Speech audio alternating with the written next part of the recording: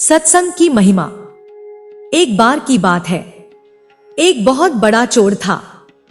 जब वो मरने लगा तो अपने बेटे को बुलाकर नसीहत दी कि अगर तुझे चोरी करना है तो किसी महात्मा के सत्संग में, किसी धर्मशाला में कभी मत जाना, इनसे दूर ही रहना।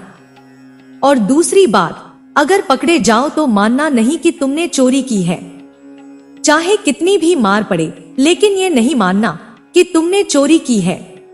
लड़के ने कहा, पिताजी मैं ऐसा ही करूंगा। इसके बाद वह चोर मर गया और लड़का रोज रात को चोरी करता रहा।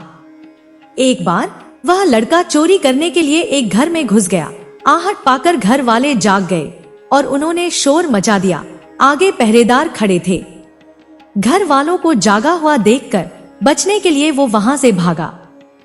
पहरेदारों ने उसे देख लिया और उसे पकड़ने के लिए उसके पीछे भागे। चोर बचने के लिए भागता जा रहा था। रास्ते में एक धर्मशाला मिली। धर्मशाला देखकर उसे अपने बाप की सलाह याद आई कि धर्मशाला में नहीं जाना है, लेकिन अब करे तो क्या करे। आखिर उसने सोचा कि मौका देखकर फैसला लेना चाहिए और पहरेदारों से बचने के लिए वह धर्मशाला में चला गया। धर्मशाला में सत्संग चल रहा था। लड़का अपने बाप का आज्ञाकारी बेटा था। उसने कानों में अपनी दोनों उंगली डाल ली कि सत्संग के वचन कानों में ना पड़ जाएं, हमारे पिता ने मना कर रखा है। कानों को बंद कर लेने पर भी चोर के कानों में यह वचन पड़ गए कि देवी देवताओं की परछाई नहीं होती। चोर ने मन में कहा कि परछाई हो चाहे ना हो, मुझे क्या। फिर मैंने यह वचन जानबूझकर तो नहीं सुने, अनजाने में सुन लिए। उसने अपने पिता को सफाई देते हुए मन ही मन कहा कि मैंने जानबूझकर नहीं सुना, ये ऐसे ही मेरे कानों में सुन गया। मैंने तो कान बंद कर रखे हैं। अब इधर घर वाले और पहरेदार पीछे लगे हुए थे। किसी ने बताया कि चोर धर्मशाला में है। धर्मशाला की जब जांच हुई तो वह चोर पकड़ा गया। उस चोर की पहरेदारों ने बहुत पिटाई की, लेकिन वह नहीं माना कि चोरी उसने की है। उस समय यह नियम था कि जब तक मुजरिम अपराध न मान ले तब तक उसे सजा नहीं दी जा सकती थी। आखिर उस चोर को राजा के सामने पेश किया गया।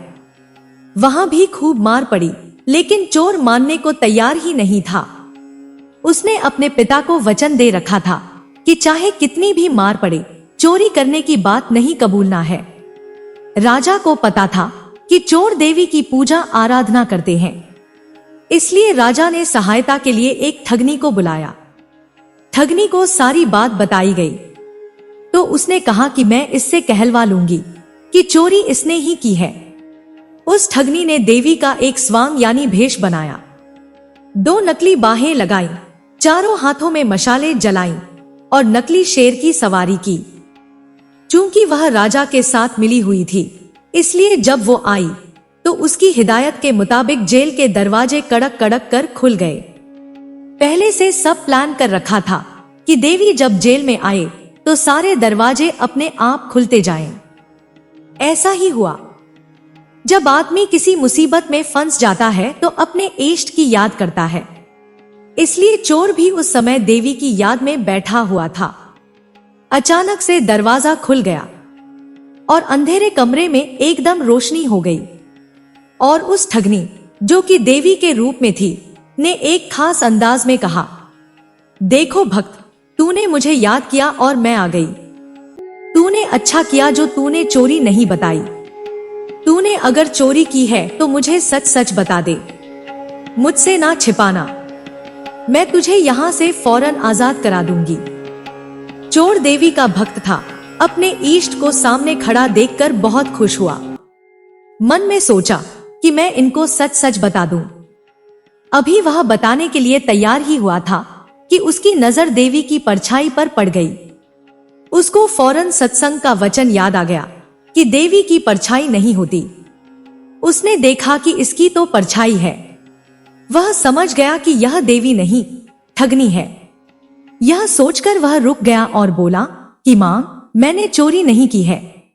अगर मैंने चोरी की होती तो क्या आपको पता न होता? आप तो सर्वव्यापी हैं, आप तो सब जानती हैं। अगर मैंने चोरी की होती तो आपको तो पता होता ही। मैंने कोई चोरी नहीं की है। जेल के बाहर बैठे पहरेदार चोर और ठगनी की बातचीत नोट कर रहे थे। उनको और ठगनी को विश्वास हो गया कि यह चोर नहीं है। अगले ही दिन उन्होंने राजा से कह दिया कि यह चोर नहीं है, और फिर राजा ने उसको आजाद कर दिया। जब चोर आजाद हुआ तो सोचने लगा कि जब सत्संग का एक वचन सुना तो जेल से छूट गया। अगर सारी उम्र सत्संग सुनूं तो पता नहीं क्या क्या मिले। जब यह ख्याल आया तो वह चोर रोज सत्संग में जाने लगा, किसी पूर्ण महात्मा की शरण ले ली और चोरी का पैसा हमेशा के लिए छोड़ दिया, और वह चोर महात्मा बन गया। दोस्तों, इसलिए कहते हैं कि सत्संग के बराबर कोई अन्य तीर्थ नहीं है। कलयुग में सत्संग ही सबसे बड़ा तीर्थ है। दोस्तों, कहानी अच्छी लगी हो तो वीडियो को एक लाइक और चैनल को सब्सक्राइब अवश्य कर लें। वीडियो पूरा देखने के लिए धन्यवाद।